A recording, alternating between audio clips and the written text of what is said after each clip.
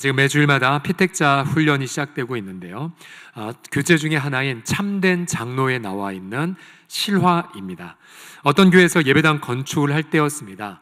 강단 카페트의 색깔을 놓고 어떤 이들은 옛날대로 빨간색을 하자고 말했습니다. 다른 이들은 이제 새롭게 파란색으로 바꾸자고 주장했습니다. 근데 이 작은 논의가 큰 갈등이 되었고 교회는 입당을 앞두고 둘로 갈라졌다는 이야기가 저 책에 실려 있습니다. 사실 한국 사회만큼 갈등을 많이 겪는 나라도 없습니다. 가령 미국 퓨 리서치 센터의 조사에 따르면 17개의 주요 국가 중에서 사회 갈등 지수가 가장 높은 나라가 1위가 미국이고요. 그 다음 나라가 우리 한국입니다. 한국. 또 우리나라의 한 대학교 분쟁 해결 연구센터에서 조사한 자료에 따르면 우리 한국 사회에서 갈등 때문에 일어난 사회적 비용, 예를 들어 소송, 공사 지연, 또 여러 가지 이런 사회적 합의에 필요한 시간과 수고 등 이 사회적 비용이 연평균 무려 233조 원이나 된다라고 말합니다. 또 제가 자료 여기 자막에 놓지는 않았지만 과연 한국 사회에서 한국 교회가 한국 사회의 갈등의 해결에 기여하느냐라는 질문을 했을 때에 대부분의 통계 조사는 기여하지 않고 우리 한국 교회가 한국 갈등을 사회의 갈등을 부추긴다는 안타까운 통계 조사도 있습니다. 이 한국 사회 안에 한국 교회가 혹은 여러분들이 직장에서 여러분의 존재가 혹은 지난 추석 명절 친지들을 만나셨겠지만 이 가족과 친지 가운데에 과연 성도가 피스메이커, 즉 갈등을 중재하고 갈등을 당사자들을 화해케 하는 화평하게 하는 자로 쓰임받는가? 아니면 나 때문에 교회가, 나 때문에 집안 친지가, 나 때문에 일터가 혹시 분란을 겪고 있는가? 과연 여러분들은 피스메이커이십니까? 아니면 갈등을 야기하는 분이십니까? 사실 우리가 갈등은 어떤 기대가 채워지지 않았을 때 시작이 되고요. 때로는 자원이 부족할 때도 다투게 되죠. 혹은 견해가 다르거나 가치관이 다를 때는 이제 갈등은 멈추지 않습니다.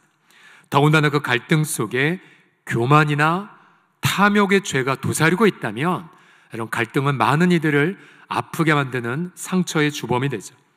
사실 여러분, 이 갈등은 예수님의 화평의 나라, 주님의 나라가 임할 때까지는 우린 갈등을 피할 수가 없습니다. 우린 도처에서 갈등을 겪게 됩니다. 근데 문제는 그 갈등 속에서 어떻게 선한 일의 기회를 잡느냐, 이것이 바로 중요한 부분이죠. 오늘 본문에 있는 이 사도행전 15장에 보시게 되면 그렇게 은혜로운 초대교회 공동체인데 갈등의 사례를 두 가지나 제시하고 있습니다. 이 15장 앞부분에는 주로 이방인 크리스찬들을 향해서 너희들이 예수로만 충분하지 않다, 구원받으려면 할례 받아, 모세율법 지켜 라는 주장 때문에 갈등이 일어났고요. 또 15장 후반부에 가게 되면 바울과 바나바 사이에 과연 선교 사역을 감에 있어서 과거에 선교 사역하다가 도망가버린 요한 마가를 데리고 가냐 마느냐에 따라 이 두 사람이 치열하게 싸운 기록이 본문에 나와 있습니다.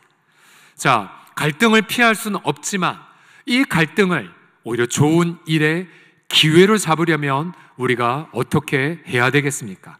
첫 번째로 갈등을 선한 일의 기회로 잡으려면 가장 먼저 하나님의 마음을 품으시기 바랍니다. 같이 읽겠습니다. 먼저 시작. 먼저 하나님의 마음을 품으라. 1절에 보시게 되면 배경은 안디옥 교회, 안디옥은 지금의 튀르키예 남부에 있는 도시인데요.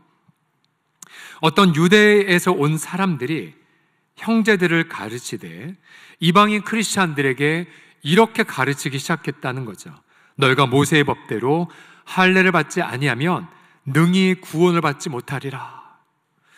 이 가르침을 듣고 이방인 크리스찬들에게 큰 혼란이 일어났습니다. 아니, 지금껏 예수로만 충분하다고, 우리 죄를 위해 죽으시고 부활하신 예수님을 믿는 믿음으로 은혜로 구원받는다고 배웠는데, 아니 할례를 받아야 한다고, 율법을 지키고 제사를 드리라고 이방인 성도들이 크게 어려움을 겪기 시작했습니다. 2절에 보시게 되면 그래서 바울과 바나바가 그들과 함께 이 문제를 논의하기 시작했으나 이 갈등이 수그러들지 않았습니다. 바울과 바나바와 그들 사이에 적지 아니하는 다툼과 변론이 일어났고 이 다툼과 변론은 해결되지 않았습니다. 자, 결국 안디옥 교회 자체로는 해결이 되지 않자 예루살렘 교회에 계신 사도들과 장로들에게 도움을 받기 위해 바울과 바나바를 보냅니다. 자, 이처럼 은혜로운 교회 공동체에도 다툼이 있을 수 있다 없다? 있습니다. 있어요. 자, 그런데 이 바울과 바나바가 가는 곳마다 무엇에 집중했는지를 3절과 4절을 통해서 보십시오. 자, 바울과 바나바가 교회의 전성을 받고 베니게와 사마리아의 교회들을 다니면서 말하기를 어떤 사람들 때문에 우리 교회 못 다니겠습니다. 아니, 저 사람들 왜 저렇게 주장한대요? 우리 지금 갈등을 겪습니다 를 말한 것이 아니라 뭘 말하고 있습니까? 이방인들이 주님께 돌아온 이 일을 말했고 형제들이 그 이야기를 듣고 다 크게 기뻐합니다. 또 바울과 바나바가 예루살렘 교회에 이르자 역시 문제를 얘기하기보다는 무엇을 말했습니까? 하나님이 자기들과 함께 계셔 행하신 모든 일을 나누기 시작했습니다. 자, 바울과 바나바가 갈등을 회피한 것은 아니었습니다.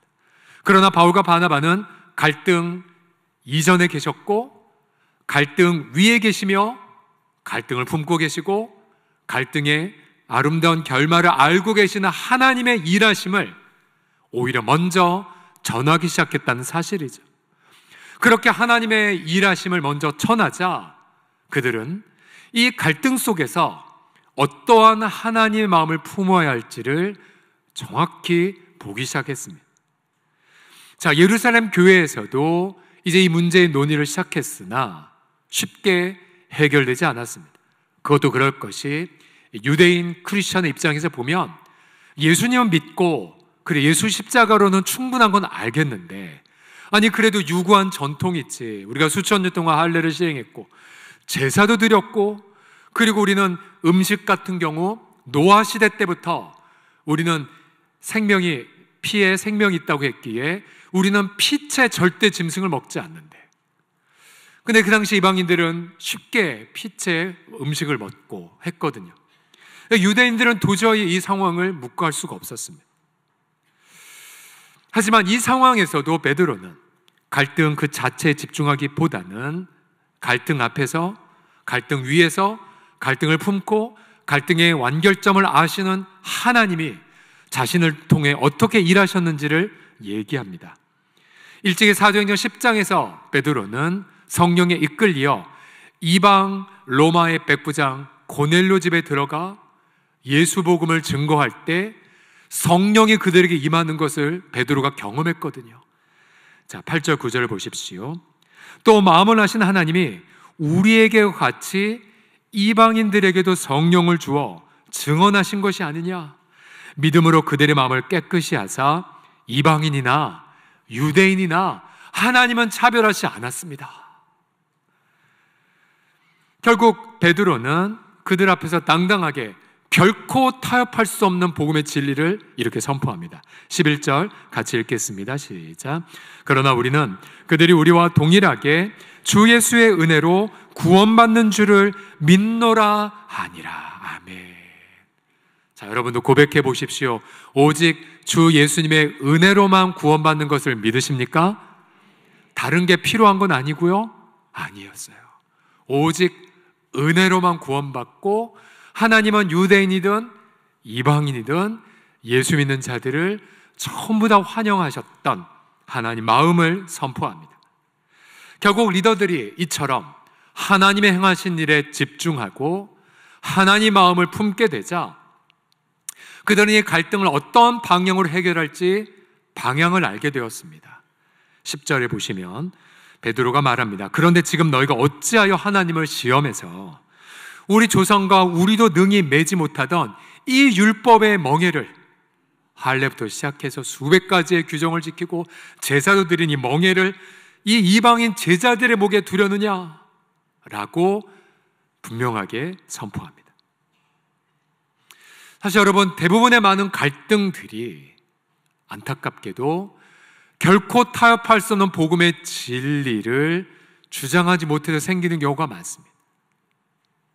은혜로만 구원받는데 어느덧 유대인 크리스찬들은 이방인 크리스찬들을 멸시하기 시작했고, 또 이방인 크리스찬들조차도 유대인 크리스찬들을 업신여기기 시작했다는 거죠. 이미 하나님은 복음으로 자신들을 다 품어주었는데 어느덧 하나님 마음은 포기해버리고 서로 판단하고 비판하게 됩니다.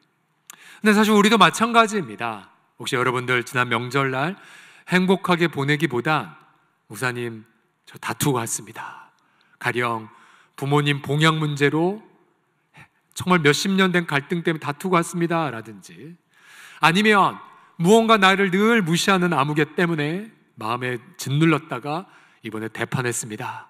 혹시 대판하고 오신 분 손 드실 필요는 없으시고요. 사실 누구나 다 갈등을 겪을 수 있고, 또 막상 갈등을 겪다 보면 사실 기도줄 안 잡히고요. 또 대판 싸우고 나면 성경 못 읽습니다. 어떤 이들은 갈등을 겪으면 예배도 나오기 힘들어하고요. 왜요? 갈등이 너무나도 크게 내 마음을 사로잡은 것처럼 보이기 때문에 그래요. 여러분, 그때마다 우리는 다시 말씀드립니다. 모든 갈등 이전에 계셨고, 갈등 위에 갈등을 품고 갈등의 아름다운 완결을 아시는 하나님 앞에 나아가셔야 됩니다.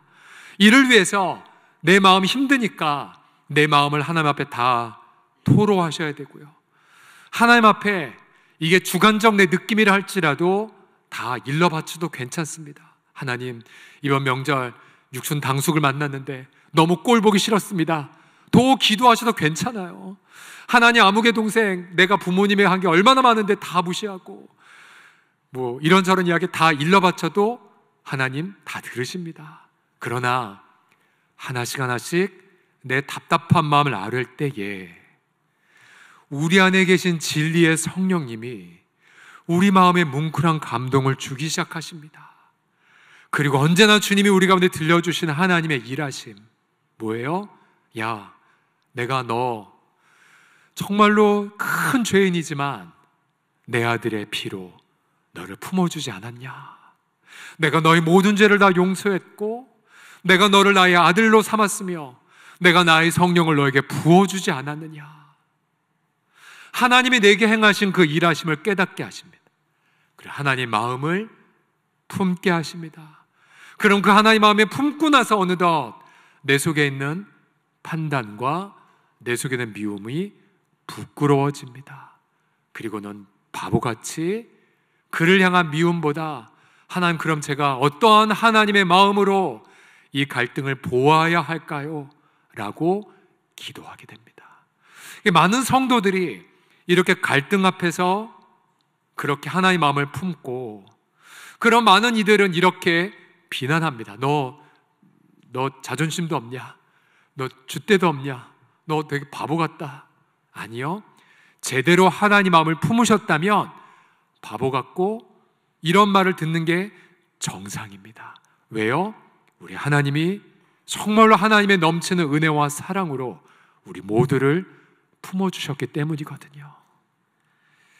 만약 여러분, 우리가 어떤 갈등 앞에 옳은 얘기를 하는데 경험, 전통, 합리적 판단에 따라 옳은 얘기를 자꾸만 주장하는데, 여러분 만약 하나님 마음을 거부하면 주변 사람들이 여러분의 이야기를 듣고 어떻게 반응한 줄 아십니까? 오늘 본문의 24절에 보시게 되면 유대인 크리스찬들의 주장을 들은 이방인들의 마음을 보십시오.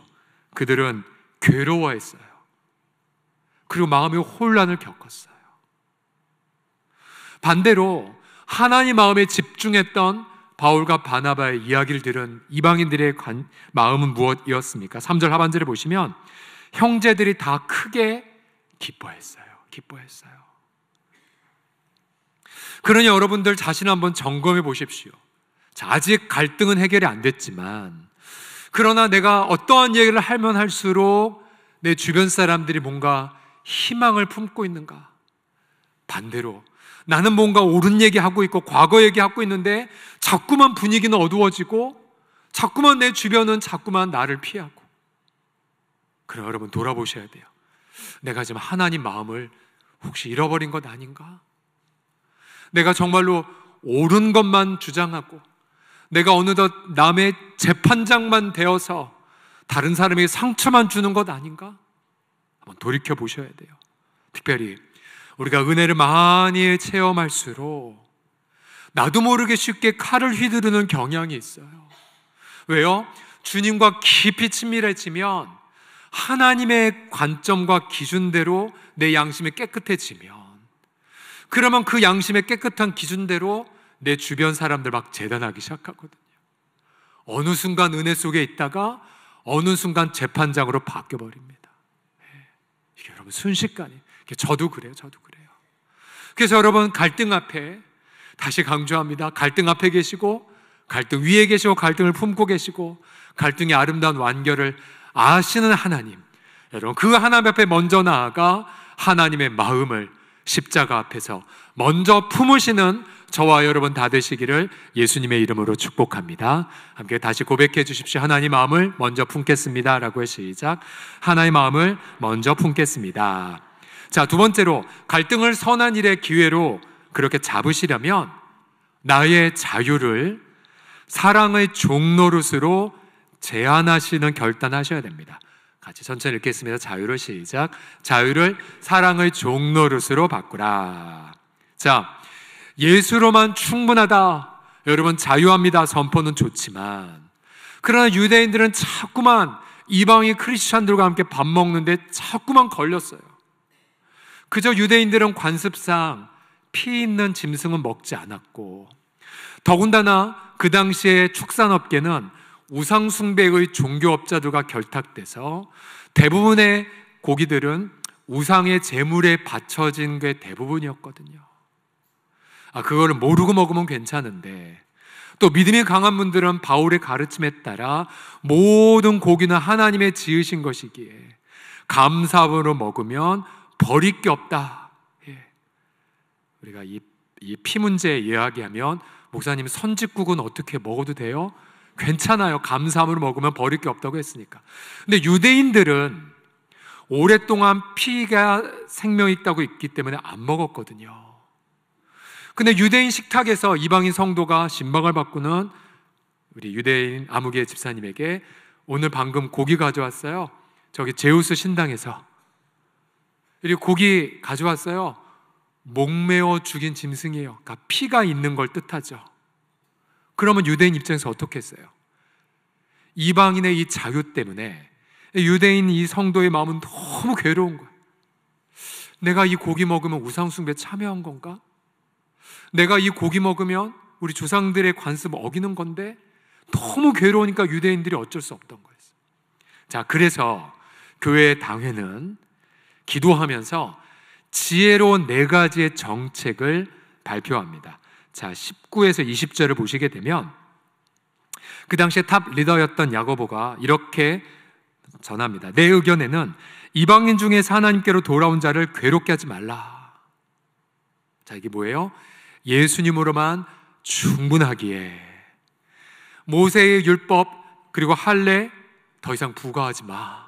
그래서 그리스도인의 자유를 지켜줄 것을 선언하지만, 그러나 이방인 성도들을 향해서는 분명한 제자의 삶을 유대의 성도 앞에서도 이렇게 보일 것을 4가지로 말합니다. 첫 번째로는 우상의 더러운 것을 피해라. 1차적으로 우상 숭배하지 마 도 있지만, 특별히 우상의 제물로 바쳐진 걸로 안 그런 유대인들에게 버젓이 우상의 제물에 드린 건데 나는 믿음이 있어서 이거 제우스 신당에 드린 거 아니에요. 모든 거 하나님 주신 거라니까요. 믿으세요. 그리고 드세요. 라고 하지 말라는 거죠. 믿음의 연약한 자들의 그 마음을 비판하지 말 것을 말합니다. 또한 음행을 삼가라. 당시의 로마 제국은 황제로부터 시작해서 동성연애 그리고 수많은 많은 결혼 언약을 깨트리는 방종에 가득했었죠.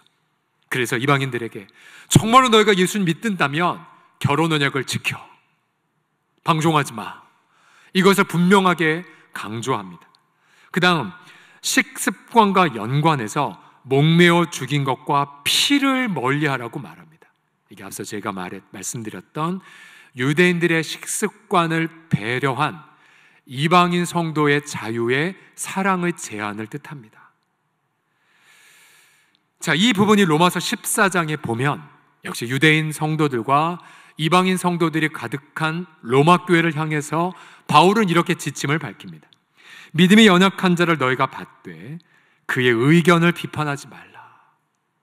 즉 유대인 크리스찬이 저는 그거 못 먹어요. 저는 그거 못 하겠어요. 이걸 비판하지 말라는 거예요. 어떤 사람 모든 것을 먹을 만한 믿음이 있고 믿음이 연약한 자는 채소만 먹느니라. 먹는 자는 먹지 않는 자를 없이 여기지 말고 먹지 않는 자는 먹는 자를 비판하지 말라. 이는 하나님이 그를 다 받으셨음이라고 말합니다. 자, 이방인들은 이제 그래서 하나님을 전심으로 예배하고 우상을 멀리하고 결혼 언약을 지키고 가정을 지키는 건 당연히 해야 될 일을 보여야 됐고, 그 다음 그들의 문화와 관습 속에 유대인들의 마음에 상처를 주는 부분을 스스로 제약하는 정책을 듣게 됩니다. 결국 이 정책이 발표되자 유대인들은 비로소 율법주의에서 벗어나게 되었습니다. 맞아. 예수님으로만 충분하지. 과거 할례, 과거 제사, 그리고 과거의 모든 율법, 예수님을 예고하는 다 그림자였는데 더 이상 제사 드릴 필요 없이 예수님의 속죄 제사만 믿으면 됐고, 할례 또한 마음의 할례를 받는 게 중요한 거고, 그리고 율법의 정신만 지키면 되는 것인데 라고 해서 율법의 정신에서, 율법의 멍에서 벗어나게 되었고요. 이방인들은 비로소 참된 제자도의 정신을 배우게 되어 기뻤습니다. 여러분, 예수님의 참된 제자도는 두 가지로 설명이 됩니다. 첫 번째로는 그리스도 안에서의 자유를 기쁨으로 누리는 것입니다. 갈라디아서 5장 1절 다 같이 읽어보겠습니다. 시작. 그리스도께서 우리를 자유롭게 하려고 자유를 주셨으니 그러므로 굳건하게 서서 다시는 종의 멍에를 매지 말라. 예수로만 충분합니다. 예수로만 충분해요. 다른 무언가를 추가하거나 덜할 수가 없어요. 그래서 여러분, 예수님의 참된 제자는 기본적으로 이 자유 때문에 기쁩니다. 그리고 자유 때문에 평안해요. 가끔 종의 멍에를 과거 유대인들이 할례와 모세 율법에서 받은 것처럼 전통의 이름으로 멍에를 짊어진 이들이 가끔가다 보이세요. 나 리징저스 이번 주에 연휴 때문에 못했는데 하나님 나 벌 주실까? 나 뭐 못했는데, 나 이거 못했는데.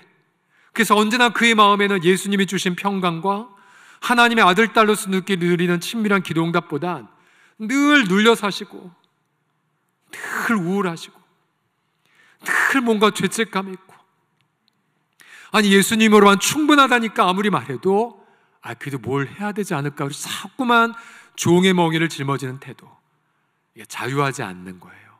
이게 제자가 아니라는 거예요. 혹시나 우리 가운데에 혹시 그런 분들 혹시 이 자리에 계시다면, 여러분, 주님이 주시는 그 자유를, 이 자유란 다름이 아니라 내가 아무것도 안 해도 은혜로 구원받고 내가 하나님의 자유를, 아들의 자유를 누리고 언제나 하나님 앞에 기도응답을 누리는 그 자유를 날마다 기쁨 가운데 누리시기를 예수님의 이름으로 축복합니다. 그러나 이 자유는 언제나 사랑의 이름으로 종으로도 바뀔 수 있는 자유예요. 갈라디아서 5장 13절을 다 같이 읽겠습니다. 시작. 형제들아, 너희가 자유를 위하여 부르심을 입었으나 그러나 그 자유로 육체의 기회를 삼지 말고 오직 사랑으로 서로 종노릇하라. 여러분, 율법이 폐지된 게 아니었어요. 우리 율법은 더 강화됐어요. 어떻게요? 사랑 안에서 서로 종노릇하는 것으로. 여러분, 사랑으로 서로 종노릇할 때에 내가 모든 걸 먹을 수 있는 자유가 있으나 저분의 양심을 위해 내가 먹지 않겠다고 선언하는 거. 내가 이렇게 할 수 있는 자유가 있으나 내가 그 성도를 위해 스스로 종으로 제약하는 거. 여러분, 교회 생활이 힘들면서도 힘든 이유가 뭐냐면 자유를 누릴 때에 율법의 멍에를 매셔서 힘드신 거고요. 반대로 사랑으로 종노릇 하셔야 되는데 나는 자유하니까 함부로 말해도 돼, 나는 자유하니까 함부로 말해도 돼 하는 태도 때문에 힘들 수가 있어요. 반대로 교회 생활에 행복한 분들은 주님 안에서 마음껏 자유를 누려요. 너무 기쁘고 감사해요. 그러나 그 자유를 자신의 방종의 기회로 삼지 않습니다. 오히려 섬기기 위해 사랑의 종으로 기쁨으로 섬김을 선택을 하죠. 이런 자유와 섬김을 균형 있게 가지게 될 때에 여러분, 비로소 교회 공동체의 삶이 행복해질 수밖에 없어요. 제가 지난 추석 연휴 기간 동안에 읽은 책이 목회데이터 연구소의 2016 한국교회 트렌드라는 책인데요. 자, 이 책에서 여러 가지 부흥성장하는 교회, 반대로 쇠퇴하는 교회들, 다양한 그 이유들을 통찰력 있게 데이터를 가지고 이렇게 설파한 책입니다. 근데 특별히 젊은 세대를 향한 그런 챕터를 보게 되면, 자, 젊은 세대는 교회에서 무엇을 요구하냐면 수평적 리더십을 요구합니다. 수평적 리더십. 반대로 우리 과거 어르신들은 권위적 문화 속에서 우리가 자라왔습니다. 아마 제 세대가 마지막 세대인 것 같아요. 저까지, 그러니까 권위로 누르지만 난 널 끝까지 책임진다. 그래서 저희 교회에서 중고등부 어린 시절 다녔던 분들은 뭐 이런 전설 같은 이야기를 들었어요. 교회 안 나오면 빠따치고, 수련회 때 나와 해서 이렇게 기합치고, 아니 뭐 그런 데가 있어요. 그런데 철저하게 신앙적으로 책임을 지는 약간 조폭스러운 문화, 이게 있었어요. 지금은 난리가 나죠. 근데 반대로 지금은 제 세대 밑으로 이제 X세대, 뭐 N세대, MZ세대 있죠. 그런 문화는 싫어요. 상처받아요. 내 이야기가 공감받고 내 의견이 받아들여지고 또 함께 결정하는 문화, 수평적 문화. 근데 우리 공동체는, 한국교회는 마찬가지, 이 두 가지 문화가 충돌하는 곳이기도 해요. 여러분이면 어떻게 하시겠습니까?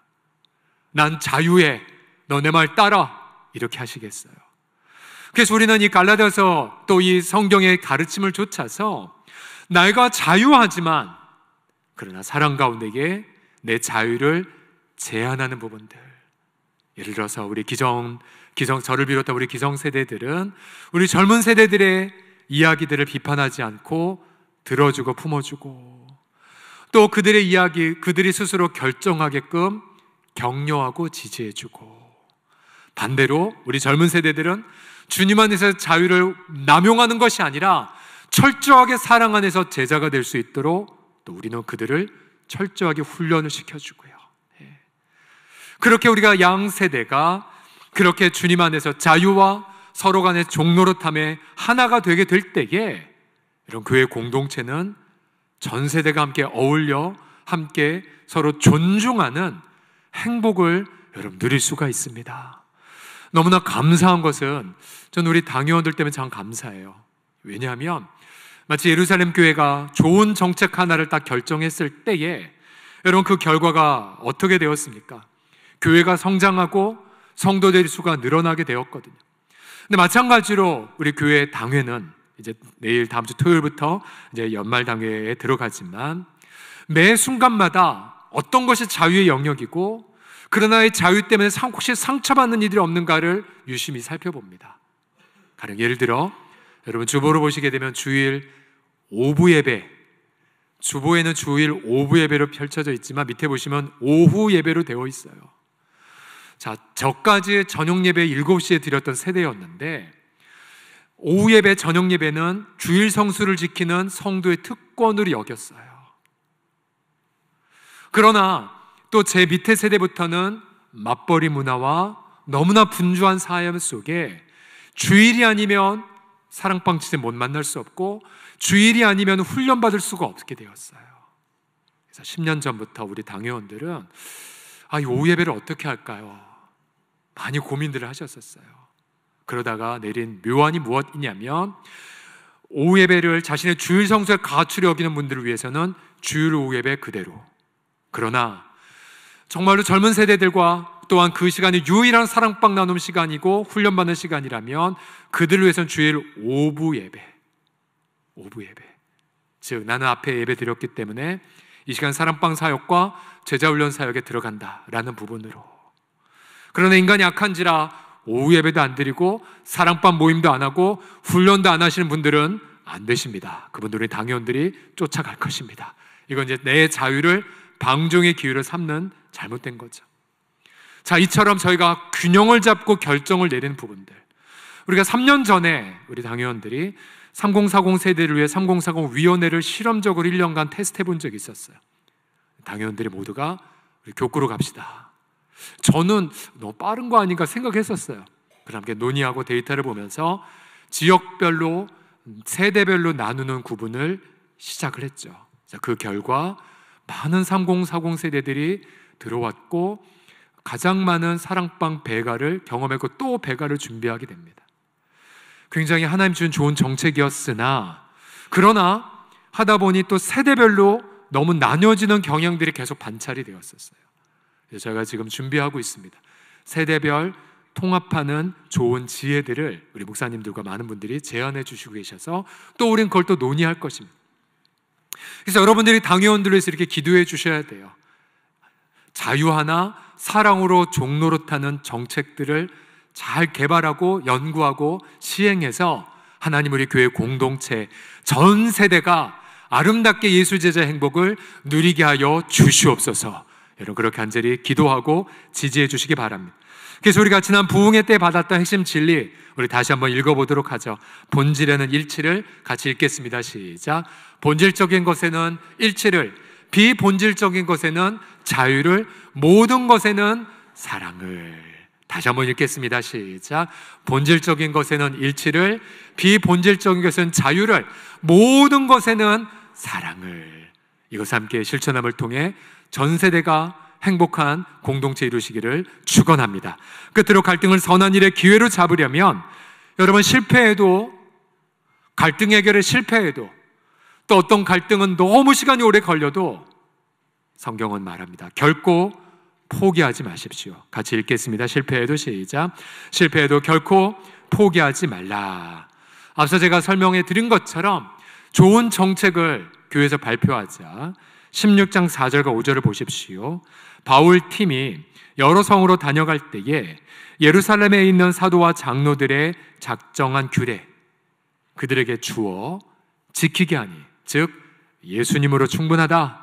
그 다음 서로 사랑으로 배려하게 이러이러한 제약을 지켜라 등에, 그러자 교회가 믿음이 더 굳건해졌고 수가 날마다 늘어가게 되었습니다. 갈등을 해결하는 제자훈련이 피스메이커, 화평하게 하는 자의 과정에 보게 되면 갈등을 거의 세뇌하다시피 이렇게 가르칩니다. 갈등은 기회입니다. 어떤 기회냐면 하나님 앞에 영광 돌리는 기회. 갈등은 기회입니다. 그리스도를 닮아갈 기회. 갈등은 기회입니다. 이웃을 섬길 수 있는 기회. 한번 따라해 주시겠어요? 갈등은 기회입니다라고 시작. 갈등은 기회입니다. 이런 갈등 겪었다고 나 망했다 생각하시면 안 돼요. 갈등을 겪었다고 나 이미 끝난 거를 생각하시면 안 돼요.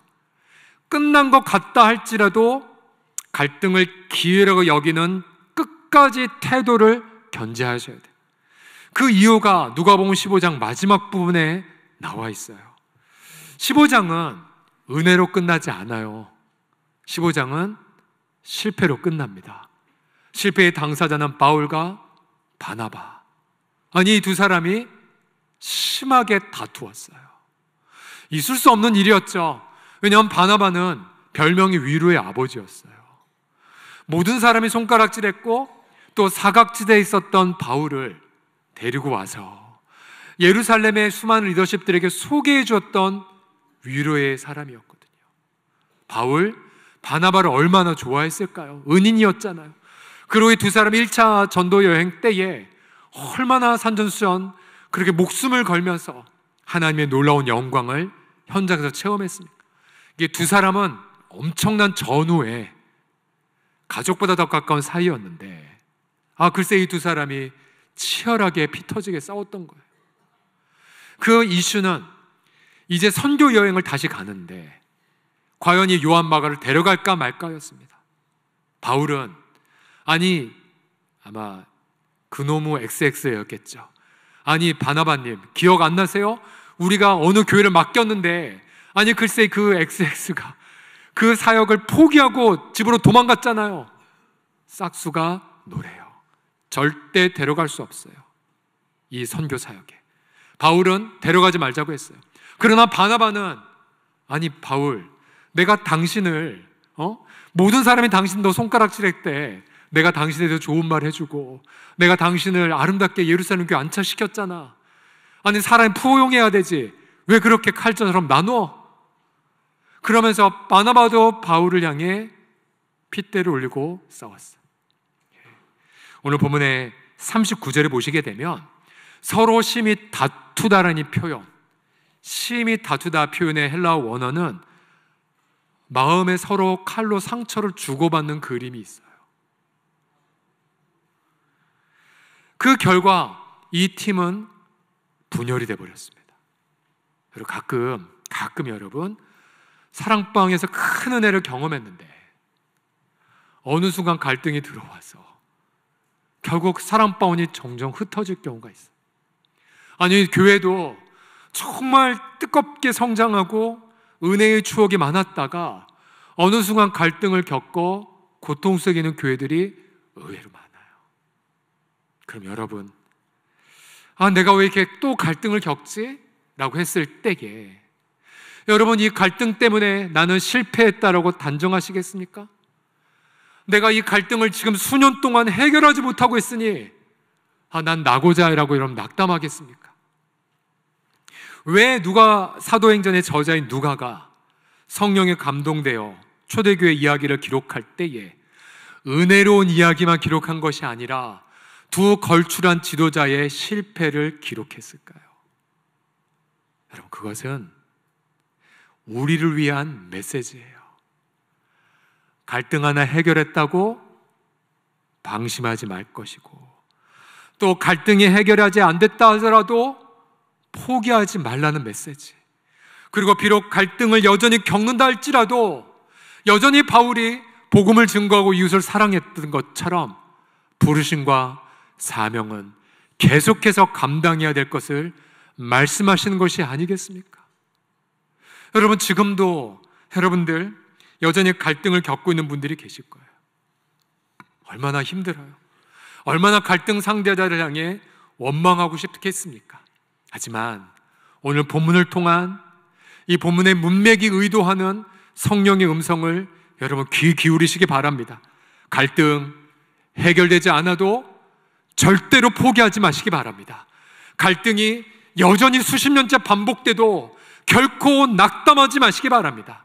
오히려 갈등 앞에서 갈등 위에 갈등을 품고 계시고 갈등의 마무리에 미리 가 계신 하나님, 그분 앞에서 다시 도전하시고 다시 다가가시고 다시 상처받아 무너졌다 할지라도 때론 그 갈등의 대상자가 배우자일 수 있고 혹은 갈등의 대상자가 여러분의 자녀라 할지라도 포기하지 마시고 마침내 아름다운 그림으로 화해의 열매를 맺을 때까지 포기하지 않는 그런 저와 여러분 다 되시기를 예수님의 이름으로 축복합니다. 제가 웨스민스터에서 수업을 받을 때에 제가 큰 도전을 해줬던 분 중에 한 분이 알프레드 포이에르 교수님이십니다. 이 알프레드 목사님, 교회 사역 잘하시고 은퇴하신 분이신데요, 이분은 앞서 제가 소개해드린 켄산데 변호사님의 피스메이커. 근데 가서 제가 처음 알은 게 그 변호사님과 함께 동역하면서 미국에서 피스메이커 사역을 일으켰던 목사님이셨더라고요.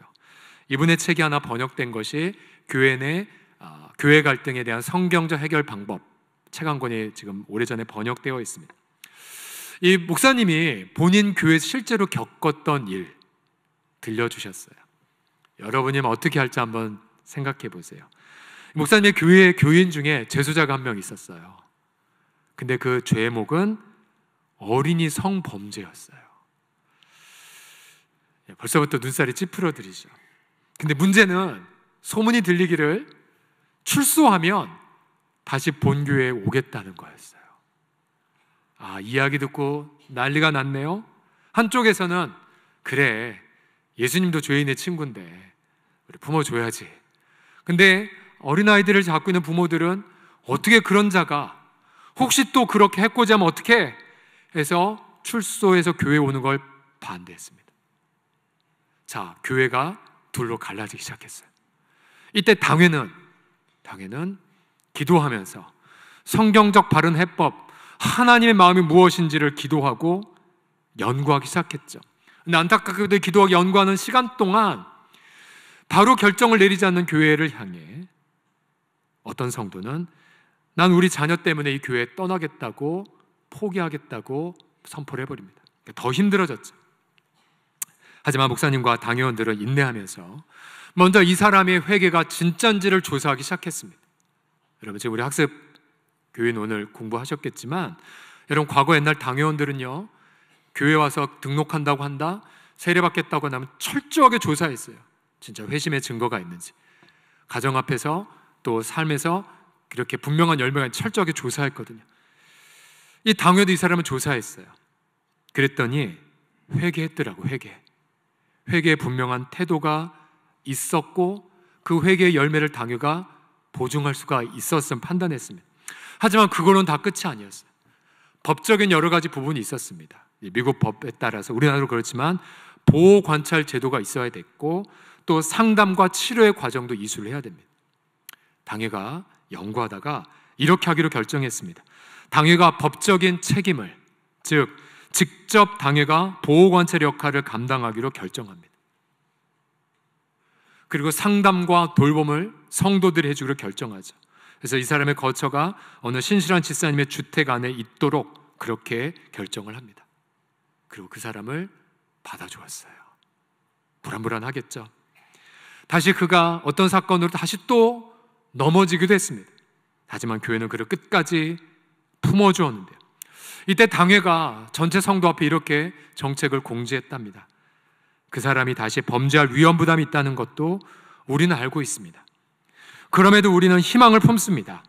우리는 예수 그리스도께서 사람들을 그들의 죄에서 구원하여 우리가 알아볼 수 없을 정도로 그들의 삶을 변화시키는 그 능력을 본 사람들입니다.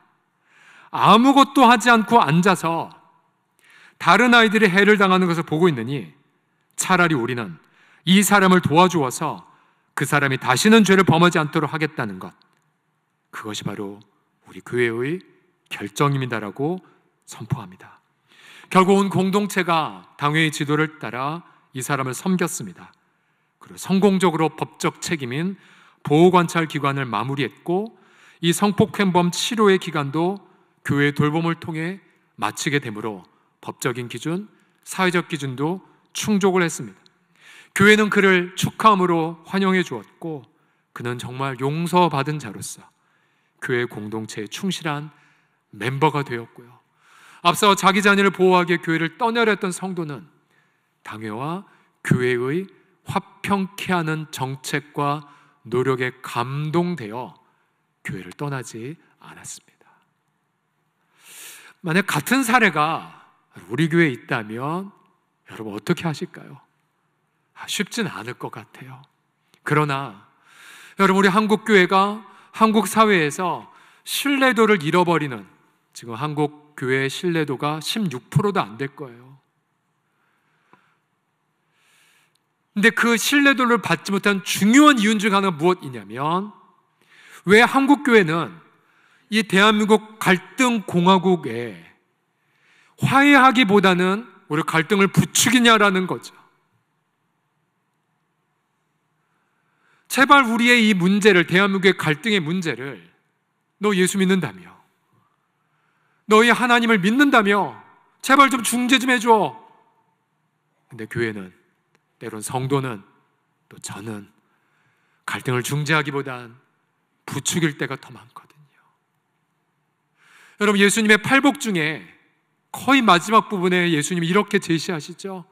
화평하게 하는 자는 복이 있나니 그들이 하나님의 아들이라 일컬음을 받으리라. 질문해 보십시오. 과연 나는 우리 배우자 사이에서 화평하게 하는 자인가? 나는 우리 자녀들 앞에서 피스메이커인가? 나는 우리 집안 친지들 앞에서 갈등을 중재하는 자인가? 나는 일터에서 창조 해결책을 제시하는 자인가? 우리 교회는 이 지역사회에서 화해케 하는 따뜻한 교회인가? 우리 한국교회는 피스메이커인가?